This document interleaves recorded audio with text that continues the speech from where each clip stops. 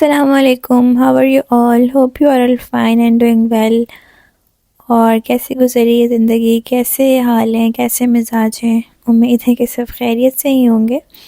खैर जी, यहाँ मैं सुबह सुबह जो है वो पास्ता बनाने लगी थी, जो कि मैंने मिन्सा के साथ स्कूल में सेंड करना था, क्योंकि एग्ज़ाम्स चल रहे थे मिन्सा के। वो 2 दिन पहले ख़त्म हुआ है, तो आज उनके स्कूल में पार्टी डे था। सर्दी के दिन ना वैसे भी बहुत छोटे होते हैं, काम करते करते वक्त का बिल्कुल भी पता नहीं चलता। और जब आपके 2 बच्चे हों, इन्फेंट और टोल्डर दोनों, तो बिल्कुल ही आपको जो है ना बहुत मुश्किल से जो है वो टाइम मिलता है किसी चीज़ का। तो इसीलिए आजकल मैं व्लॉग भी बहुत कम बना रही हूँ, क्योंकि टाइम ही नहीं मिलता। अभी भी मैंने मिन्सा को उठाया है, उसको रेडी करना था। अभी मैंने उसको केक और मिल्क दिया ताकि वो फिनिश कर ले। इतनी देर में जी मैं ये पास्ता की सॉस बना रही थी। यहाँ पर मैंने आई थिंक आप लोगों से पहले भी इसकी रेसिपी शेयर की हुई, तो पता ही होगा कि आप लोगों को मैं किस तरह से बनाती हूँ। इसका आधा काम जो है वो मैंने रात में ही कर लिया था। चिकन को मैंने रात में ही जो है फ्राई कर लिया था। पास्ता भी मैंने ऑलरेडी जो है वो बॉईल कर लिया, ताकि सुबह जो है वो मुझे ज़्यादा टाइम ना लगे। और हमेशा ऐसे होता है कि मैं जितनी मर्ज़ी कोशिश कर लूँ कि सुबह के टाइम मेरा फातिमा ना उठे, लेकिन पता नहीं कैसे जैसे ही मैं उठ के बाहर रूम से आती हूँ वो उठ के बैठ जाती है। शायद उसको मेरे उठने का पता चल जाता है, या उसको आदत हो गई है मेरे साथ सोने की। तो मेरी थोड़ा सा मेरा उठ के बाहर आने की देर को मैडम जो है वो जाग के बैठ जाती है। तो फिर ना जब मुझे दोनों इस तरह से तंग करती हैं ना, तो मैं ये सोचती हूँ कि यार जिनके 4-4 5-5 बच्चे हैं वो किस तरह से मैनेज करती हैं अपने रूटीन को। और फिर भी उन बेचारियों को ना जज किया जा रहा होता है कि ये तो बच्चे सही से नहीं पालती हैं, इनके बच्चे इस तरह से हैं, इनको पता नहीं है। या फिर जब कोई नया नया बंदा आता है ना मदरहुड में, और उसको कुछ पता नहीं होता, नया नया एक्सपीरियंस होता है उस बेचारी का, तो उसको इस तरह के ना बड़े जुमले सुनने को मिलते हैं। और मतलब बड़ा वो कॉम्प्लिकेटेड पीरियड होता है कि मैं कहती हूँ कि माँओं को जज नहीं करना चाहिए। एक माँ से बेहतर कोई नहीं समझ सकता अपने बच्चे को, और एक माँ से बेहतर जो है वो कोई भी नहीं कर सकता अपने बच्चे के लिए। लेकिन फिर भी हमारे यहाँ के टॉक्सिक पीपल जो हैं वो माँओं को चैन से जीने नहीं देते। खैर जी, यहाँ जो है वो पास्ता मेरा ऑलमोस्ट तैयार था। अब मैं इसको हल्की या फ्लेम पे कर दूंगी, और इतनी देर में जी मैं मेंसा को तैयार कर लेती हूँ। Princess, show me your shoes. Wow. Where are you going? To party. To party. Where is the party? In that school. Okay.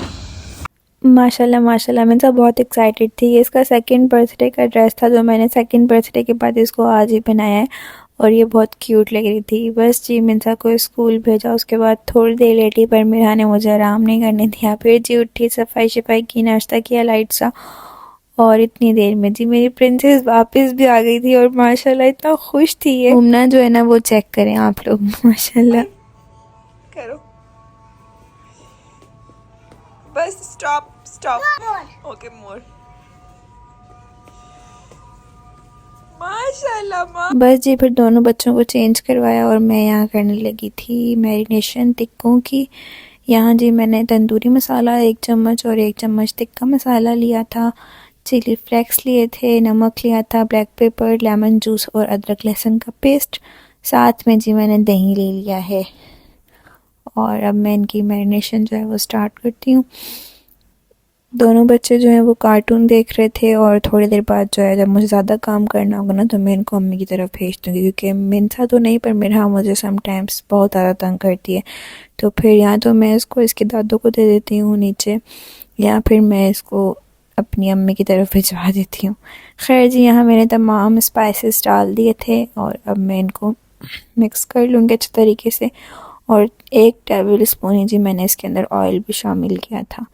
बस जी इसको मैं रख दूँगी 2 से 3 घंटों के लिए। और यहाँ अम्मी ने मुझे चॉप करके भिजवाई थी गाजर, क्योंकि मैंने बनाना था गाजर का हलवा, तो उन्होंने मुझे ये 5 केजी जो है वो गाजर भिजवा दी थी। उसके बाद जी मैंने इसमें 1.5 लीटर मिल्क ऐड किया है, और अब ये दूध में ही पकती रहेंगी। साथ ही जी मैंने चीनी डाल दी है अपने अंदाजे से, क्योंकि हम लोग मीठा बहुत कम खाते हैं। हम तो मीठा खाते ही नहीं, लेकिन अब सर्दी का मौसम है तो गाजर का हलवा ना बने ये पॉसिबल नहीं है। बस जी यहाँ ये दूध में पकती गई हैं, बड़ा इसमें टाइम लगा और बड़ी मेरी मेहनत लगी है, हिला हिला के मेरे हाथ में ही दर्द हो गया था। अच्छा ये पतीला मेरा थोड़ा छोटा था तो मैंने क्या किया था कि ना जब पकती गई थोड़ा नीचे होती गई तो मैं ना आधा आधा करके ना गाजर जो कश की हुई थी वो डालती गई, तो इस तरह से जी कवर हो गया। खैर जी 3-4 घंटे इसको पकने में लगे और फिर जब इसका पानी बिल्कुल ड्राई हो गया तो यहाँ अब मैं इसमें इलायची डाली मैंने, और अब मैं इसकी ना भुनाई करूँगी अच्छे तरीके से।